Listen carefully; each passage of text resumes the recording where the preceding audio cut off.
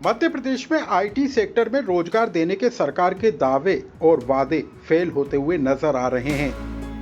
प्रदेश में इंदौर से लेकर भोपाल तक आईटी जॉब देने के लिए टॉप कंपनियों पर सरकार की मेहरबानी बेअसर रही है। मध्य प्रदेश में नई मोहन सरकार के सामने आईटी सेक्टर में जॉब दिलाने और मध्य प्रदेश को आईटी स्टेट के रूप में पहचान दिलाना बड़ी चुनौती है। मुख्यमंत्री मोहन ने कुर्सी संभालते ही प्रदेश में भारतीय प्रौद्योगिकी संस्थान दिल्ली के जरिए future skill park skill development की तैयारी शुरू कर दी है। इसके जरिए internet of things, artificial intelligence, augmented reality, internet of things जैसे कोर्स पर जोर है। मोहन सरकार इंदौर और उज्जैन में सैटेलाइट परिसर बनाने की परियोजना पर भी काम कर रही है, जिसके लिए बीते दिनों सीएम मोहन ने दिल्ली में केंद्रीय मंत्री से मुलाकात भी की। शिक्षा मंत्री माननीय धर्मेंद्र प्रधान जी के साथ मैंने एक मीटिंग की थी, जिसमें हमारी नई शिक्षा नीति लागू होने के बाद मध्य प्रदेश में विकास की दृष्टि से और क्या क्या काम होना चाहिए, पीएम एक्सीलेंस कॉलेज की घोषणा की है, उसमें भी उनकी मदद की बात आई है।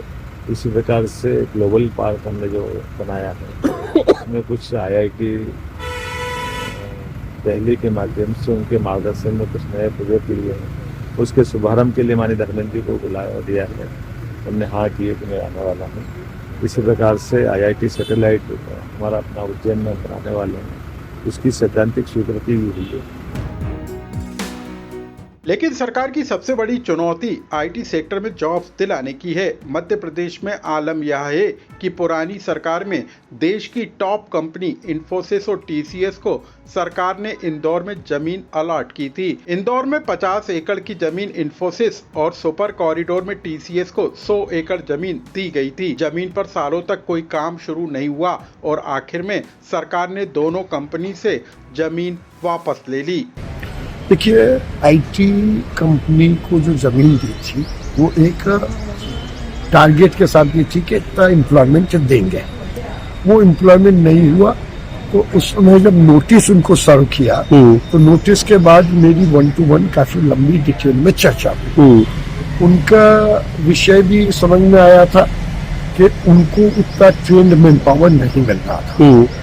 तो फिर हमने उनका कुछ यूनिवर्सिटी से टाई अप करके ऊपर टारगेट तो पूरा कर दिया, लेकिन उनके एक्सपेंशन प्लान में पूरी 100 एकड़ जमीन का यूटिलाइजेशन नहीं आ रहा था उतने एम्प्लॉयमेंट के बाद भी। तो उनने 50 एकड़ जमीन खुद ही सिलेंडर करी। सिर्फ इतना ही नहीं, इंदौर में 8 उद्योगों के पास 22 लाख वर्ग फीट जमीन है, जिस पर कोई काम शुरू नहीं हुआ है। भोपाल में आईटी पार्क के जरिए 44 कंपनियों के आने और 24,000 लोगों को रोजगार देने का सपना दिखाया गया, जो पूरा नहीं हुआ।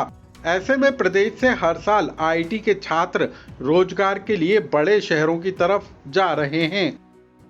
पुरानी सरकार का टास्क अब नई सरकार कितना पूरा कर पाती है, इस पर सबकी नजर है। लोकमत के लिए भोपाल से अनुराग श्रीवास्तव की रिपोर्ट।